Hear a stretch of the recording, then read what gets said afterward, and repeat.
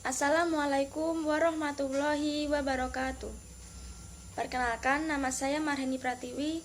Saya akan mempresentasikan hasil kerja saya sendiri tentang administrasi lembaga atau institusi pendidikan. Pengertian administrasi lembaga atau institusi pendidikan menurut Fahrah Ali.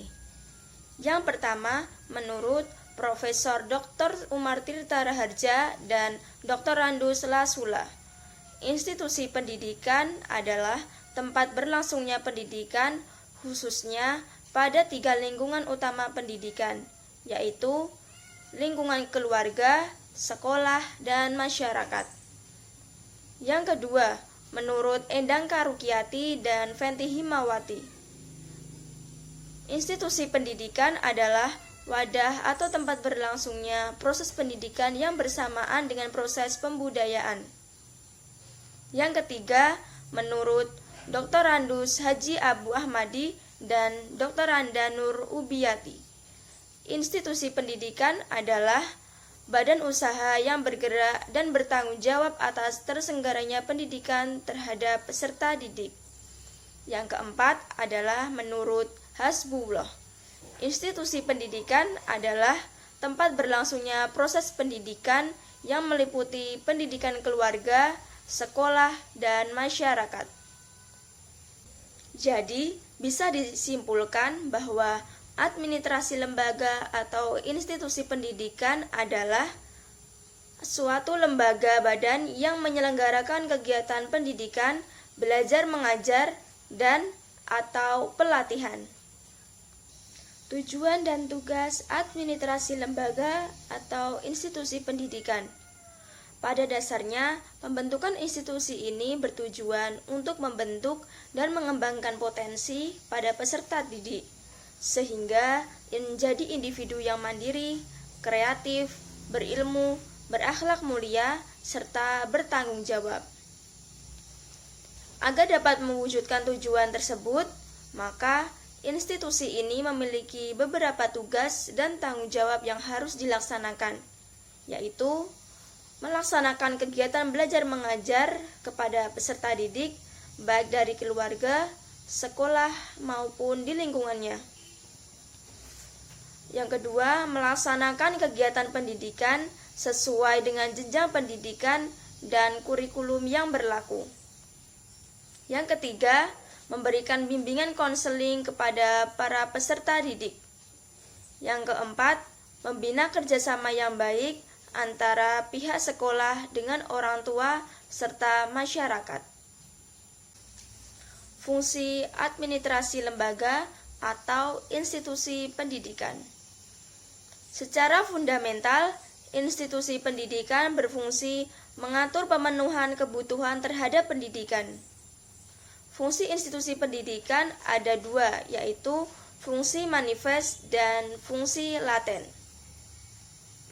Fungsi manifest institusi pendidikan. Fungsi manifest adalah fungsi yang tercantum dalam kurikulum sekolah.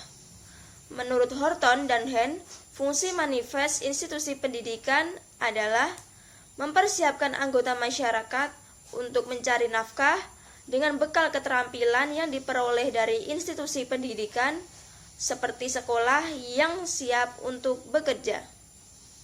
Yang kedua, mengembangkan bakat perseorangan demi kepuasan pribadi dan bagi kepentingan masyarakat. Yang ketiga, melestarikan kebudayaan masyarakat. Institusi pendidikan mengajarkan keberagaman kebudayaan dalam masyarakat.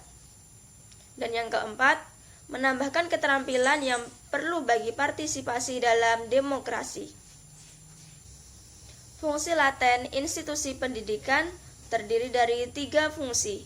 Yang pertama adalah mengurangi pengendalian orang tua. Keikutsertaan anak dalam institusi pendidikan seperti sekolah akan mengurangi pengendalian orang tua, karena yang berperan saat pengajaran dan pendidikan di sekolah adalah guru. Yang kedua adalah mempertahankan sistem kelas sosial. Lembaga sekolah diharapkan mensosialisasikan kepada para anak didik untuk menerima perbedaan status di masyarakat. Sekolah diharapkan menghilangkan perbedaan kelas sosial berdasarkan status sosial peserta didik di masyarakat. Fungsi yang ketiga adalah memperpanjang masa remaja. Sekolah memungkinkan diperpanjang masa remaja dan penundaan masa dewasa. Jenis administrasi lembaga atau institusi pendidikan. Jenis institusi pendidikan terdapat 3 macam. Yang pertama adalah institusi pendidikan formal atau sekolah. Yang kedua, institusi pendidikan non-formal, misalnya kursus keterampilan, kursus bahasa, dan kursus komputer. Dan yang ketiga adalah institusi pendidikan informal seperti pendidikan yang terjadi di dalam keluarga. Pengertian dan contoh pendidikan formal, informal, dan non-formal. Yang pertama adalah pendidikan formal. Pendidikan formal adalah jenis institusi yang memberikan pendidikan secara terstruktur dan berjenjang kepada para peserta didiknya. Pada pelaksanaannya, institusi ini memberlakukan syarat-syarat khusus sesuai dengan ketetapan dari pemerintah.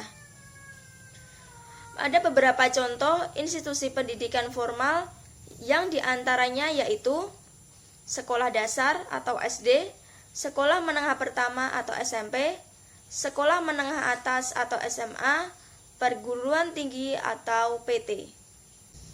Yang kedua adalah pendidikan non-formal.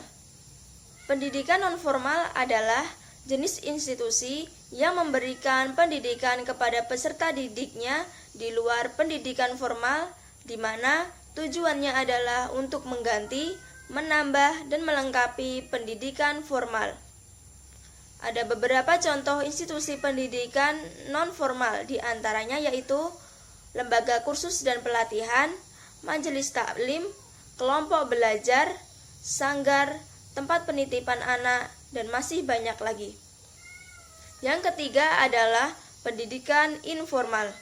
Pendidikan informal adalah institusi yang memberikan pendidikan di dalam keluarga dan merupakan lingkungan utama dalam proses pembentukan dan pengembangan karakter seseorang. Ada beberapa contoh dari pendidikan informal ini, diantaranya adalah pendidikan budi pekerti, pendidikan agama, pendidikan etika, pendidikan moral, dan pendidikan sopan santun. Ciri-ciri pendidikan formal, informal, dan non-formal. Yang pertama adalah ciri-ciri pendidikan formal, yaitu dibagi atas jenjang dengan hierarkis, peserta homogen, waktunya lama, materi lebih akademis dan hal-hal yang umum, berlangsungnya secara formal, dan ijazahnya sangat penting. Yang kedua adalah ciri-ciri pendidikan informal. Berlangsung sepanjang masa atau lifelong, paling wajar dalam pengajarannya, tidak secara khusus di sekolah, tidak di program atau waktu tidak tertentu, metodenya tidak formal. Dan yang ketiga adalah ciri-ciri pendidikan non-formal, yaitu ada waktu belajar tertentu atau dibatasi. Yang kedua, metode lebih formal, di luar gedung sekolah formal. Dalam pengajarannya ada evaluasi yang sistematik, materi bersifat praktis atau khusus, usia peserta didik perlu seragam atau sama rata, dan masih banyak ciri-ciri yang lainnya. Demikian presentasi yang bisa dapat saya sampaikan. Apabila ada salah kata yang kurang berkenan, saya mohon maaf. Wassalamualaikum warahmatullahi wabarakatuh.